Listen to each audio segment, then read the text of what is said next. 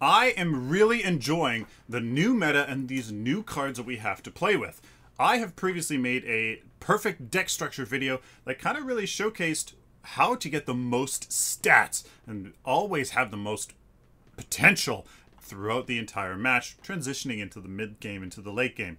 Now though, I'm finding that with all these different cards that we have, that structure simply has gone out the window, and we simply have to try to do our best with these amazing cards that we have. I want to show you guys how I build my carry decks, because with the math, with that transition into crit, and with some very special cards that now exist, that is one complicated process.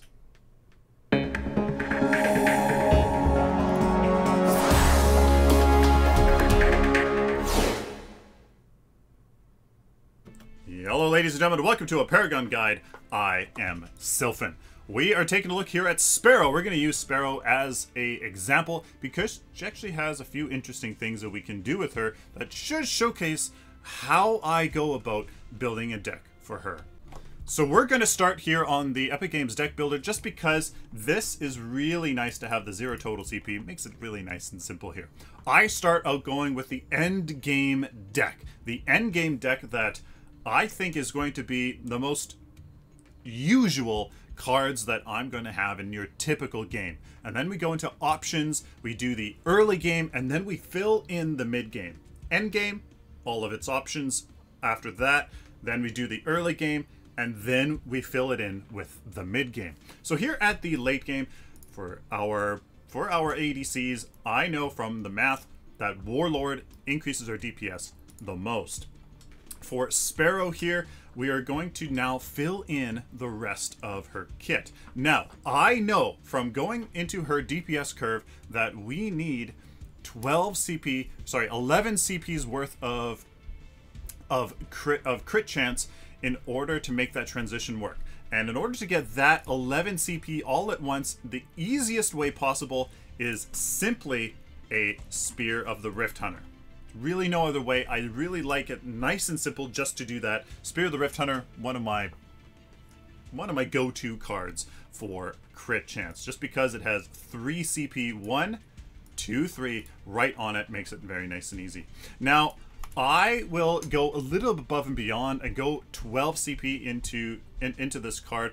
Making it 11 is hard, just because one of these has to be 2, then you gotta make it up somewhere else with a 4-point card. I just make it nice and easy here and do that. So that's going to be our transition card, and then I go into the rest of the crit. So for Sparrow here, she actually only needs 15-ish CP of attack speed, only 6 of crit, only 60% crit chance.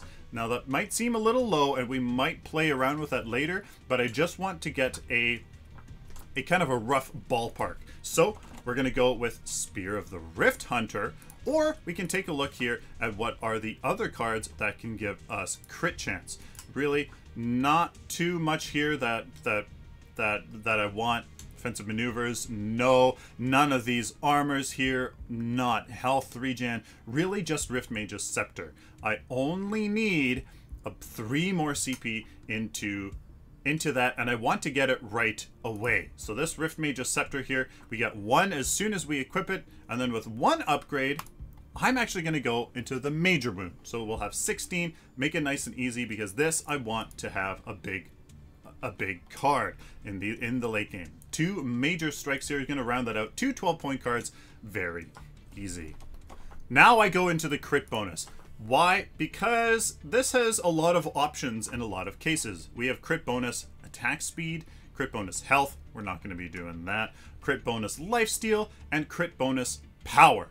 All depends on what you need, what you want at the time for these heroes. Now, I am going to go for a Blade of Agora. Why? Simply because I know that I want another card that can give us lifesteal elsewhere. Blade of Agora, you always want, pretty much always, unless you're stuck in a really bad pinch, to have your crit bonus be a 9-point card. with 1 point upgrades. We're going to add that. Now, why did I say we're going to get our lifesteal, which is very useful and needed on our carries?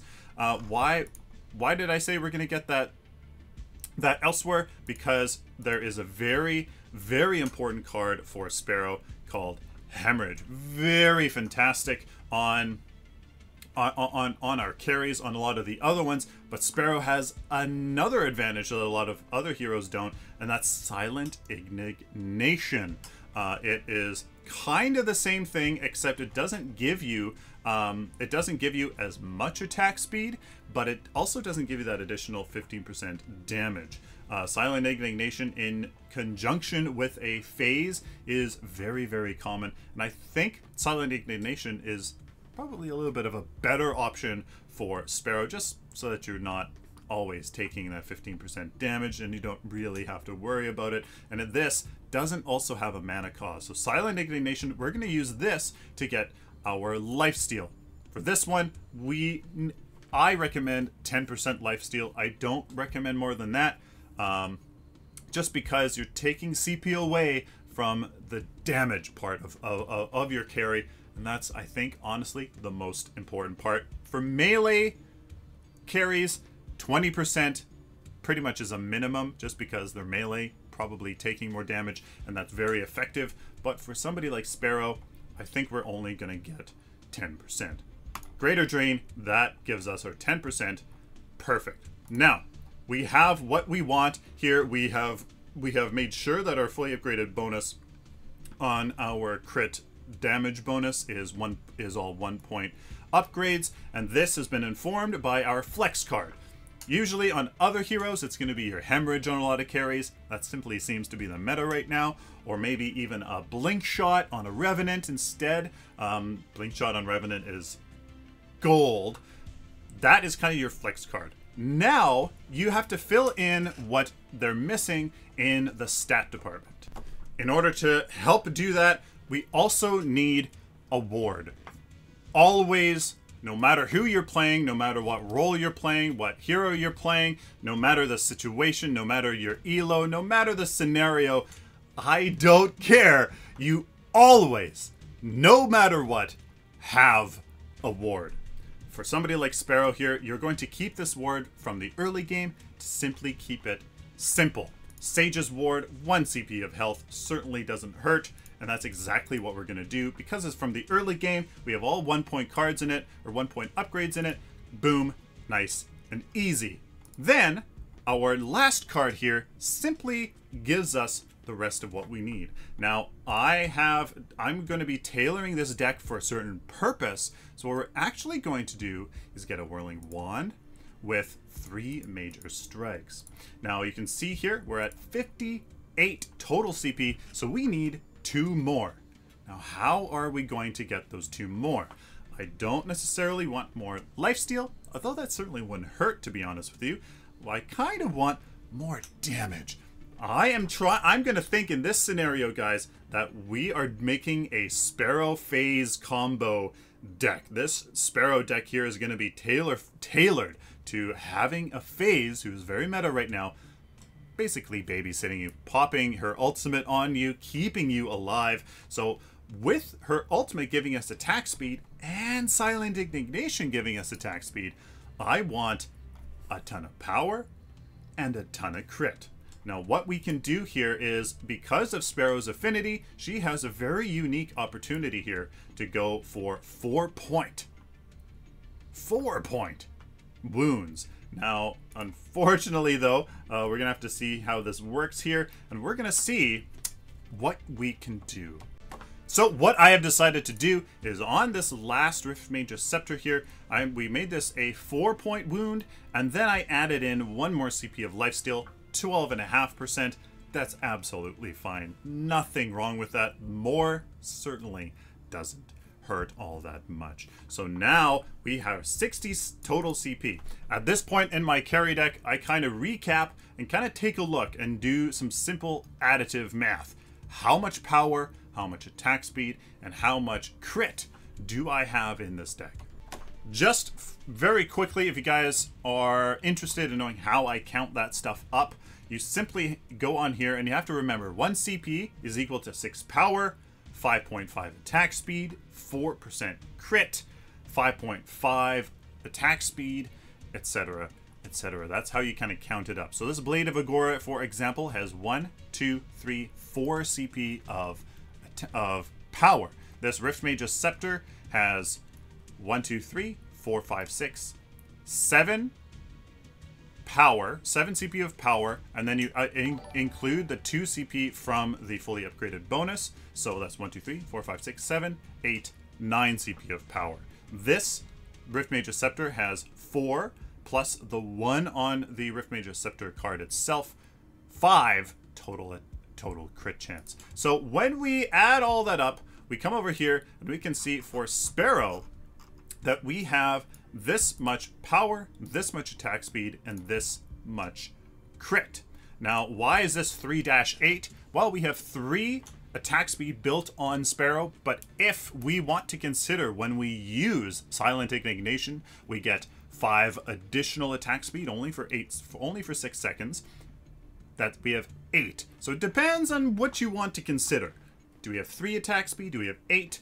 I always try to be conservative because for the rest of the time, right? For the other 29 seconds, you don't have 8 attack speed. So we have 30, 3, and 17. So we add that up, 30, 47. We have 50 total CP in our deck. We go down here to 50. We can see that we should, according to the math, have 15 CP of crit chance, 9 into attack speed, and 21 into power.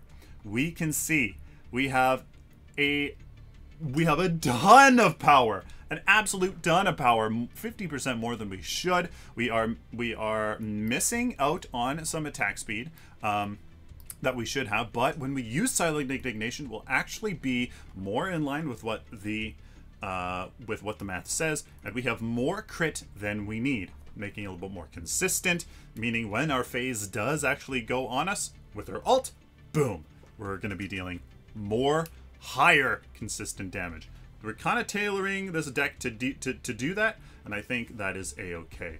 Now at this point, we have to consider, do we want maybe to take away less power and put it into crit?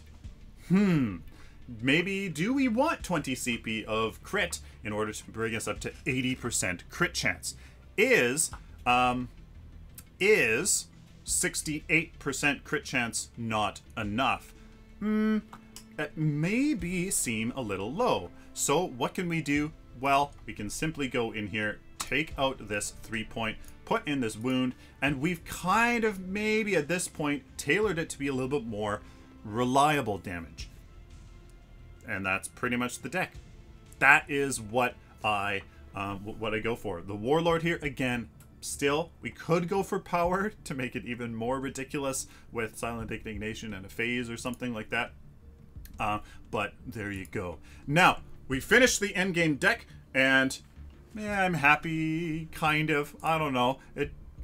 It's okay, because I'm kind of thinking of a Stasis Gem as an option. Stasis Gem, very popular card in today's meta to deal with Revenant.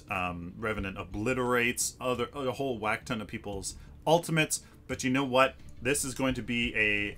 You have a phase as a support, as a Sparrow. This is the deck you use. So now that we've done the end game, I go with the early game. Next step is to fill in the early game and then go into the mid game. In the early game, I maybe want some options.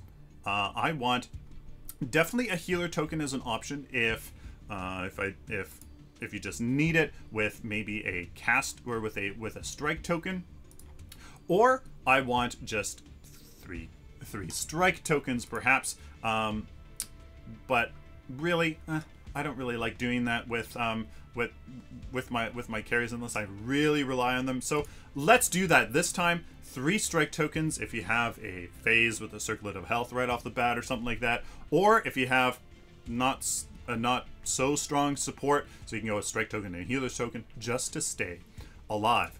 Then I think of the next card. Well, the Sage's Ward, definitely a very safe option, but as a carry, maybe you can get away with another 6-point card. And we know that from Sparrow's power scaling here, we need a ton of power. We need 12 CP of power before attack speed. We get 5 from the ward, so we need something that gives us a lot of power, but not very much attack speed. Unfortunately, there's no card that gives us only power, so we have to go with a Windcarver Blade with a whole bunch of minor strikes. We just keep going. Windcarver Blade, a whole bunch of minor powers, and there you go. So we're at 36 cards, and we're at 36 cards out of 40, and now's the time when you have to decide: do we put in another card, or do we give ourselves some options? Do we give ourselves some options with the last bit here? We could do another Windcarver Blade, very much make it a possibility for us to make it easier in the early game to get our power spikes, to get stuff equipped. That could very much be possible. However, I personally think that would be better for us to get some options. What are those options gonna be? A Blink Charm, 110% as a Sparrow, and just what I said before, that Stasis Gem. Let's get it as an option if you really, really need it.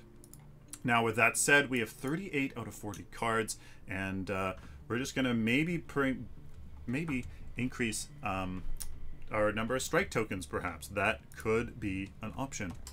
Another thought that I'm having, maybe we get rid of 2 strike tokens here and simply leave that early game open for something else. However, we also need our dummy ward, which I always make the Guardian's ward, just so you have that health. The Guardian's ward. And now if we want to get in another Windcarver Blade, we'd have to get rid of 3 strike tokens, or 3 strike tokens, and simply that's not possible. So at this point, we're just simply going to have to go for some more tokens, which, I mean, we have a ton. So at this point, we're gonna actually give ourselves a health potion. If you want in the early game to strike tokens into a health potion, something like that as an option. And there you go. That is how I build my carry decks, ladies and gentlemen. I start in the end game, usually with that first crit card. Just make sure I have that nailed down so that transition is good, and then I fill in the rest with the option. I depend on what my crit damage bonus card is going to be based on my optional cards, stuff like that. Usually your crit damage bonus kind of ends up being your lifesteal, just because the 1 point there and then the 4 equals 10% lifesteal, which is perfect. Usually it ends up being that, but in this case, we have lifesteal as another option. Then I get my early game ward in there, plus a fill card, which in this case was the Whirling Wand here with 3 major strikes.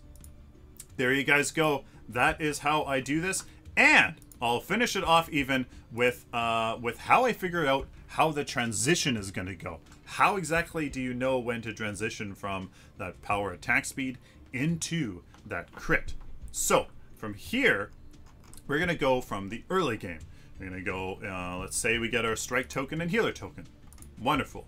Then we go into a Windcarver Blade, because we're on Raptor's side. We're just freezing our lane. No need the wards necessarily. We get the Windcarver Blade. Then, guaranteed without a doubt in every scenario, at least get your ward at this point, followed up by your next Windcarver Blade. At this time in this deck, you're trying to think, what are my options? At this point, we have some damage, and we're probably looking at this point like, what are those optional cards?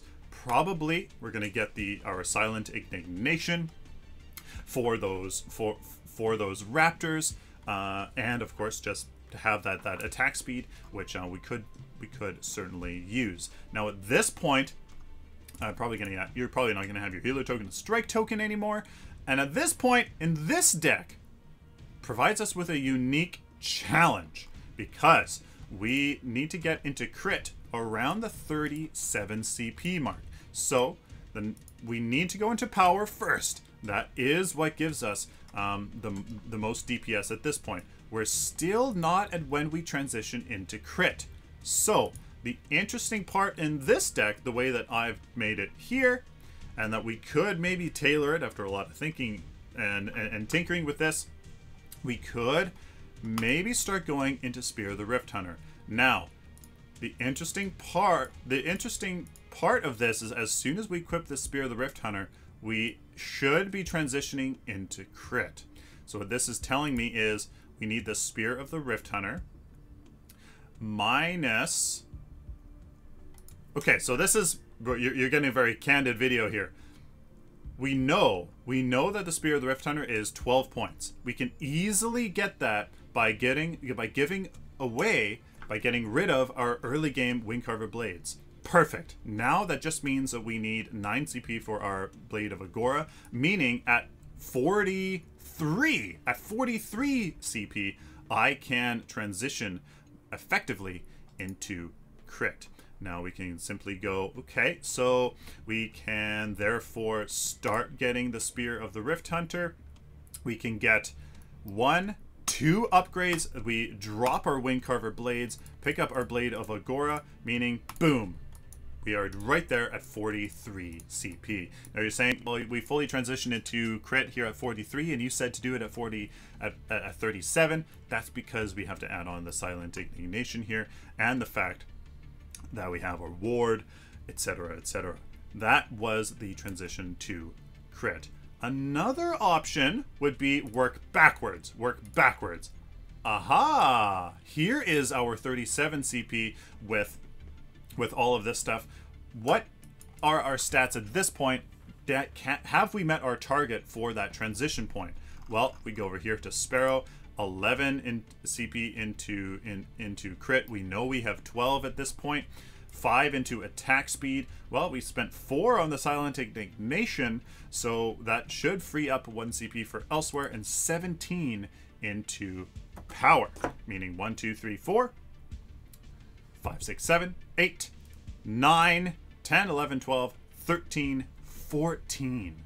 So we know that something is funky here, and we need more power, meaning we simply have to go 13, 16, and at this point we can transition. So that, there we go. We know that if we get the first 2 upgrades of this Whirling Wand, and then we can transition into crit. And that's kind of the fun part of trying to figure this out. How does that early game work going into the late game? So as you can see here, we're out there running around with 31 CP. We have all of this equipped, and we're running around. We're saving our CP, and then finally, boom, we drop our 2 Windcarver blades, get the Spear of the Rift Hunter, get this Blade of Agora, and 40 CP. We've nailed it. We've got the most DPS at all. So that's kind of what I do to try to figure out. I make a little note of this in my deck notes here that I have as a Word doc. I kind of make a note so that I know how to transition appropriately. Even if you didn't, you can still go that. What you can do at this point is tinker around with this even further. Tinker around with these cards, which they are, how much is on them in terms of their upgrades to make that transition even perfect. I've seen it done to a T in some replays. It's pretty impressive. Talk for long enough. There you guys go. What do you think of how I build my carries? It really is quite easy. It's maybe not easy, but it is actually quite interesting to try to mash everything up, build a deck for a specific purpose, and try to figure out how to best fulfill that purpose. And then, of course, the early game and the mid game, and then that transition point, figuring out exactly what upgrades you have to get and when, and etc., etc. Very interesting. There you go. Let me know down in the comments, guys, what you guys think about this. And if you have any sort of advice for people that want to build their own carry decks, please let me know down in the comments. And thank you guys for watching. Please like this video if you like it, dislike it if you dislike it, share it with the community, and of course, guys, subscribe. If you guys like this content, especially if you found it useful, please subscribe so I can do it for you in the future. If you would like to support me and what I do on a regular basis, please consider going over to my Patreon account where you can make a monthly pledge to support what I do and reap some pretty good rewards. Till next time, like always, guys, stay optimistic and positive.